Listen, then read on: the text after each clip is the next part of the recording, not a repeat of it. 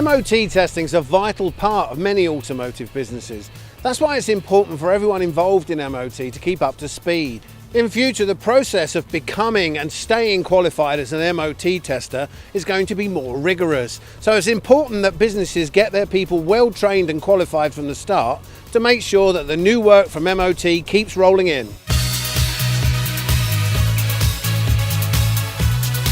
Today we've come to the test centre in the shadow of the Dartford crossing to take a look at the options for businesses wanting to get on board with MOT and to see what's new for current testers. If you're already an MOT tester, you would have done your annual assessment and CPD last year and be gearing up to do it again before the deadline in March. Now before you do, here's Barry Williams with some information you may find useful. Thanks Richard. So here we are, year 2. Time to get your MOT annual assessment and CPD done again. Bear in mind this needs to be done by the 31st of March 2018. The best way to do it with the pass mark going up by 10% is to use the IMI CPD, which makes everything you need nice and easy 24/7, and then use our annual assessment. It's by far the best way of doing it. Do it straight through our website or please visit one of our approved centres. So if you're testing any of the more obscure vehicles in Class 3 or Class 5, you can now get the training for that straight from our website. Please feel free to log on and check out for the information. Thanks Richard, and back to you in Dartford.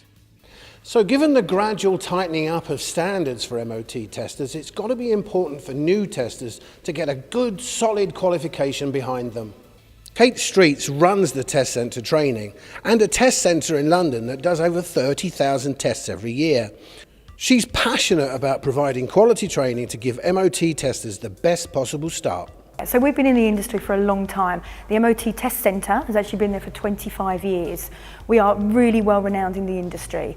So when DVSA decided to privatise the actual training section of it, we thought it was the perfect idea for us to take it. We have the equipment already there, we have the expertise and so much experience with DVSA and also to do with MOTs. We thought it was the perfect idea for us to open as a training centre.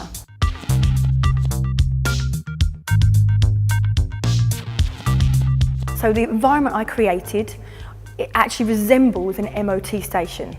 So we actually wanted them to feel comfortable when they were coming to us. Yes, we've got the classroom, but we also got the lanes that mimic a live MOT station. So when they come in, they're sitting in the classroom for part of the time, and they're also on a vehicle they would recognise, on a lane that they would recognise, and instantly puts them at ease. And that's how we can develop training that they can understand.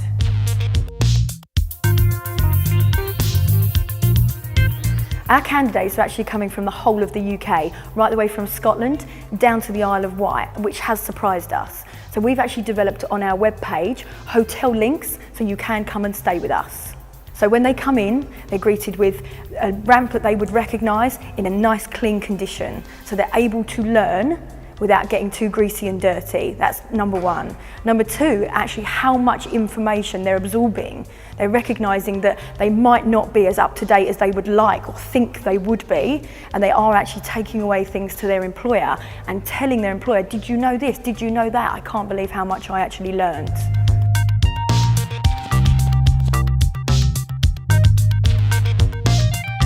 Now the test centre can put up to 100 people through courses every month. Now I asked one of the trainer assessors, Andy Dobbs, what exactly can the candidates expect on the course? The first thing they're going to do is we'll break the ice by having a cup of tea. Everybody will naturally introduce themselves and start talking to each other. The good thing is everybody's like-minded because they all work in MOT garages and they're all here because they want something from it. They want to develop their skills, they want to achieve the classification of being an MOT tester. So once that's broken the ice a little bit, I reassure them that they have control over what happens in the classroom. If they need a break or if they need to use the facilities, they call those breaks. It's not a classroom environment where you've got to put your hand up and ask permission. We might be a little bit offset. It doesn't matter because what we've got to do is align the headlight box longitudinally to the vehicle. The teaching process involves using the manuals for the MOT qualifications and the guide for the manager's courses. The good thing about the MOT qualification, it's based on a manual but practically applied to the vehicles. So there's a good interaction between the two. We can take people out once we've illustrated something from the manual and then put it into practice on the vehicles themselves. So if we're talking about windscreen damage, we can go out and see windscreen damage on the vehicle. And a lot of people take more from practically seeing something than just taking it from a book or from a screen.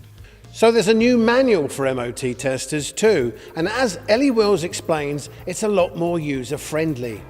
So it's online, it's easier to use than ever before. You can access it on your desktop, your smartphone or your tablet. It's really easy to use, there's subsections, there's hyperlinks that take you to each bit, and there's no scrolling, you don't have to scroll through everything. So it's more modern language and technically up to date with modern cars.